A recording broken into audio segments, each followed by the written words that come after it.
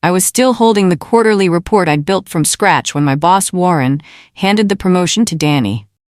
Kaya, you're incredibly reliable, but Danny has that initiative, that spark we need in leadership. Initiative. That was the word he used.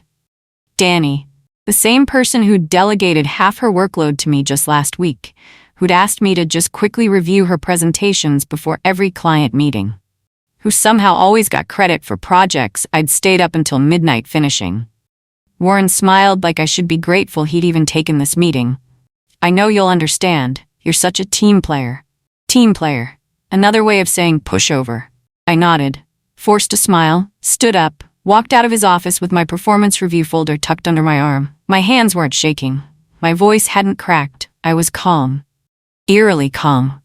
Because in that moment, walking back to my desk, I made a quiet promise to myself. If they thought I wasn't ready for promotion, then I'd show them exactly what ready looked like. I'd follow my job description. Exactly. Precisely. No more. No less. Let's see how ready they were for that. My name is Kaya Morales. I'm 32 years old. For the past 4 years, I've been the person who stayed late when projects fell behind, who covered shifts when people called in sick, who fixed presentation decks at midnight because someone else made errors. I trained 2 people who now outrank me. Mentored interns who got hired full-time while I stayed in the same position. I'm not loud. I don't network at happy hours or play golf with executives. I don't schmooze, but I deliver. Always. I thought that mattered. I thought results spoke for themselves. I was wrong. In this company, apparently, loud people win. Charismatic people get promoted. People who take credit for others' work climb the ladder. Quiet competence gets you labeled reliable, which is code for exploitable. Well, I was done being reliable. I was done being the safety net. From now on, I'd do exactly what my job description said. Nothing more. And I'd watch what happened when the person who held everything together suddenly stopped catching everyone else's mistakes. The next morning, Danny stopped by my desk, coffee in hand, friendly smile. Hey Kaya, do you have a sec? I need you to double-check the Redstone client report before I send it out. I looked up from my laptop, smiled back. Actually, that's not in my job description. Report review falls under the senior analyst role. Her smile faltered. Oh, I just thought, since you usually... I know I used to help with that, but I'm focusing on my assigned responsibilities now.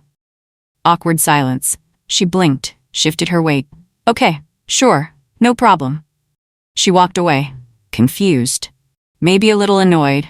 I opened my notes app, created a new folder titled The Collapse, logged the date, time, and interaction. This was just the beginning. The next task I declined was Warren's team brainstorm session. We need fresh ideas for the Q3 strategy rollout. Everyone bring your best thinking. I showed up, sat in my usual chair, but when Warren asked for input, I stayed silent. Watched them struggle. Watched the awkward pauses grow longer. Someone suggested something obviously flawed. Normally, I'd point out the issue, offer a better solution. Not today. I just sipped my coffee, took notes, said nothing. Warren looked directly at me. Kaya, you're usually full of ideas, thoughts. I'm here to listen and learn. Strategy development isn't part of my current scope. His eyebrows raised slightly. But he moved on. Danny tried to fill the silence. Her ideas were half-baked, unfocused. The meeting ended with no clear direction. I packed up my notebook, left on time, didn't stay late to help sort through the mess. Not my job. 2 days later, chaos erupted. Danny had forgotten to file the vendor payment authorization forms. No payment processed. No shipment confirmed. Major client deliverable at risk.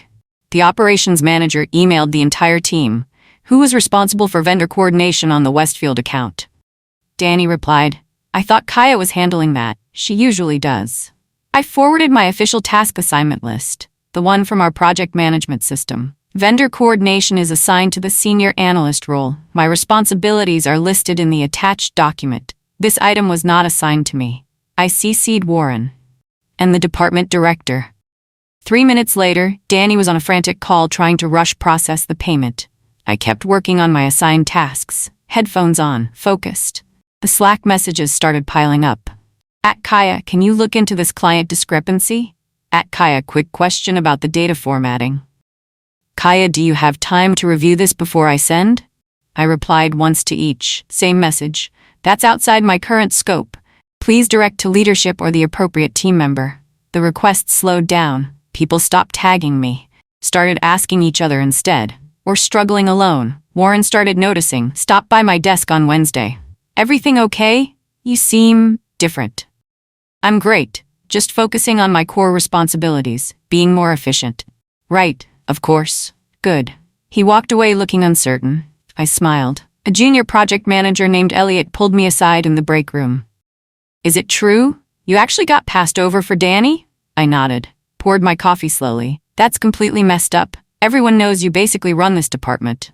I appreciate that. Seriously, half of us wouldn't survive without you. Are you looking elsewhere? Not actively. Why?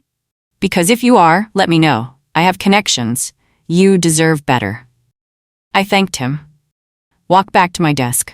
Later that day, Elliot messaged me privately. If you ever start hiring at a new company, I'm your first application. The foundation was cracking, and I hadn't even pushed yet. I was reviewing old project files when I found something interesting. The internal quarterly report Danny had submitted to leadership last month. I opened it. Started reading. My slide structure, my exact phrasing, even the same typo I'd made in fiscal year on slide 7.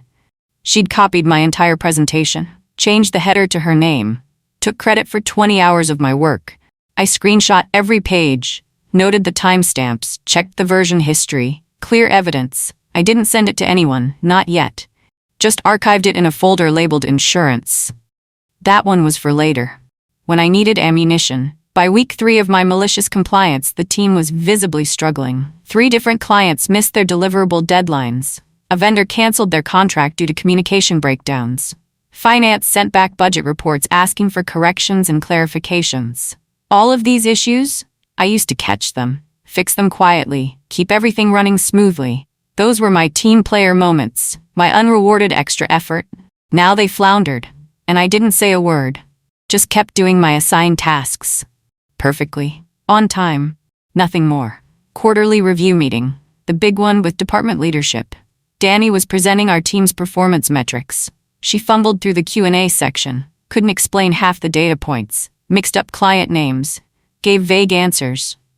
I sat quietly, didn't raise my hand, didn't bail her out. Warren's jaw kept tightening. His eyes darted to me multiple times. The department director finally interrupted Danny. Kaya, you've been quiet. Can you clarify the retention metrics on slide 12? I answered, concisely, factually, with exact numbers. And the operational efficiency improvements mentioned on slide 15, I explained, clearly, professionally. 3 more questions, all directed to me. I answered all of them, but curtly. Just the facts, no elaboration. The meeting ended uncomfortably. Warren caught up with me in the hallway afterward. You really saved us in there. I stopped, looked at him directly. I just answered questions about my job responsibilities, nothing more. He nodded slowly, started to say something, stopped, walked away. I smiled for the first time in weeks. Team morale was tanking. People looked stressed, confused, overworked. I used to shield them from this chaos. Took on extra work so they could leave on time, covered gaps in communication. Now they saw the truth. The department wasn't well run. Leadership wasn't competent. I'd been the glue holding everything together. Without me patching holes behind the scenes, the ship was sinking fast, and everyone was starting to notice. Warren called an impromptu team meeting. We're implementing some organizational changes to improve efficiency and knowledge sharing. He looked directly at me. Kaya, you'll be shadowing Danny for the next month. Learning leadership skills, growing into a more strategic role. I set down my pen. That's not aligned with my current job responsibilities. Silence in the room. It's a development opportunity. I appreciate the thought, but I'll need to decline. My current workload is at capacity. I stood up, gathered my notebook. I've scheduled a monthly check-in with HR to discuss my career development path. We can coordinate through proper channels. I left the meeting. Sent a calendar invite to HR, within 10 minutes. Warren canceled the shadowing assignment by end of day. I submitted a formal feedback memo to HR. Professional language, neutral tone, pure documentation. Timeline of miscommunications. Instances where my work was credited to others. Records of unpaid overtime. Screenshots of task assignments versus actual work completed. Everything organized, dated, sourced. The HR manager thanked me. said they'd review it. 2 days later, I noticed she'd copied legal on the email thread. Interesting. One of our best designers, Simone, submitted her resignation. 2 weeks' notice, moving to a competitor. In her exit interview, which I only heard about through whispers, she cited lack of leadership clarity and strategic direction. She specifically mentioned Danny's management style, and she apparently thanked me for being the only person holding things together. HR started asking different questions after that, deeper questions about team dynamics, project attribution, management effectiveness. Someone leaked a screenshot to the department's Slack channel, an internal email thread from 3 months ago. Danny asking me, "Can you write up the KPI summary for my review meeting? You're so good at this stuff." Timestamped. My response agreeing to help, the summary she submitted under her name to Warren. The same summary that helped her get promoted. The screenshot spread through the office like wildfire. People started talking, questioning, connecting dots. I didn't comment on it publicly. Just kept my head down. Let the evidence speak. Leadership announced a routine performance audit. Didn't specify what triggered it. But I noticed 2 people I'd never seen before sitting in the back of our next all-hands meeting. Consultants or auditors taking notes, watching interactions, tracking who spoke and who delivered. They stayed for 3 days. I kept doing exactly what my job description required. Perfectly, efficiently. Nothing extra. They noticed. Warren stopped by my desk one afternoon, looked uncomfortable. "We're reviewing role structures across the department. I'd really love to revisit your career path, maybe discuss opportunities." I smiled politely. "I appreciate that, but I'm actually quite content in my current position." I closed the folder I'd been working on. He glanced at the tab, read the title, Exit Strategy. His face went pale. "Kaya, if you're thinking of leaving, just organizing some files. Have a great afternoon, Warren." He walked away slowly. I reopened the folder. Updated my resume. My phone rang during lunch. Unknown number. "Is this Kaya Morales?" "Speaking. My name is Angela Wu. I'm the VP of Operations at Meridian Analytics. We were given your name by a mutual client who spoke very highly of your work."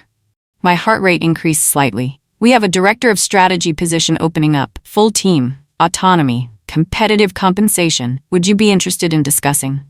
Director level. 2 promotions above my current role. I'd love to hear more. We scheduled a call for the following week. I hung up, sat in my car, smiled. The next Monday, Danny lost it. I was walking past the conference room when I heard her voice. Loud, shrill. "Why does everyone think Kaya's so perfect? She doesn't even help anymore. She's been completely checked out." Silence. Then a junior analyst's voice, "Because she actually knows what she's doing." Another voice, "And she's not taking credit for other people's work." Someone else, "Honestly, she's the reason this department functioned at all." I kept walking. Later, I heard that conversation had been accidentally broadcast on the team's Slack channel. Someone's microphone was on. It became an unofficial office meme by Wednesday. I submitted my resignation letter on Thursday morning. 2 weeks' notice. Professional. Brief. After careful consideration, I've decided to pursue new opportunities that better align with my career goals.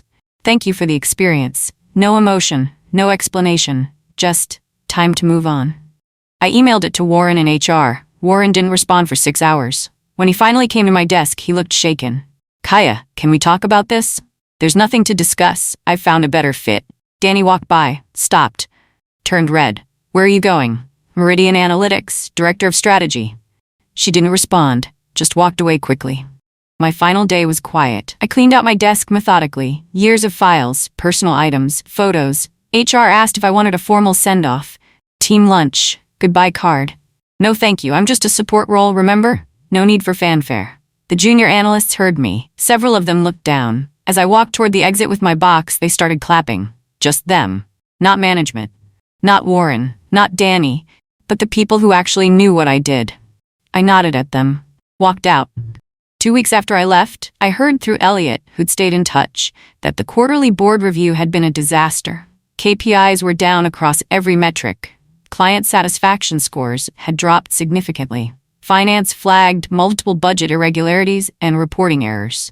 The board had asked pointed questions about team structure and management effectiveness. At one point, the department director had reportedly asked, Who trained Danny for this role exactly? Dead silence. Because the answer was me. And I was gone.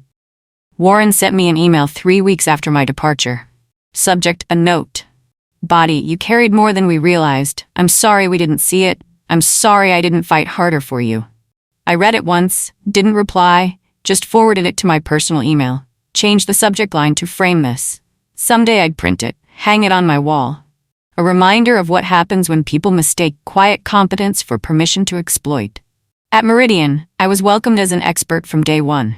They'd heard about my work through client references, seen the projects I'd actually built, the ones Danny had taken credit for. My first week, I drafted the onboarding manual for my new team, put my name on it. Front page. Author, Kaya Morales, Director of Strategy. One section stood out to me as I wrote it. Don't underestimate quiet people. They're usually the ones keeping everything together. And when they stop, you'll finally see what they were worth. I submitted it to leadership. They approved it immediately. My words, my credit, my authority. 6 months into my new role, I'm leading a team of 12. We've exceeded every quarterly target. Client retention is at 97%. My team actually respects me. I got an email last week from Elliot. He finally left Warren's department. Said it had completely fallen apart after I left. 3 more people quit. The team missed major deadlines. 2 clients canceled contracts. Danny was demoted back to her original position. Warren was put on a performance improvement plan. The department was restructured. And me? I'm thriving. I learned something crucial in those final months at my old job. Following your job description exactly isn't passive-aggressive. It's setting boundaries. It's recognizing that your extra effort was being exploited, not appreciated. It's realizing that the people who benefit most from your overwork are often the ones least likely to reward it. I'm the boss now, and I make sure my team knows. I see their effort. I credit their work. I fight for their promotions. Because I remember what it felt like when nobody did that for me.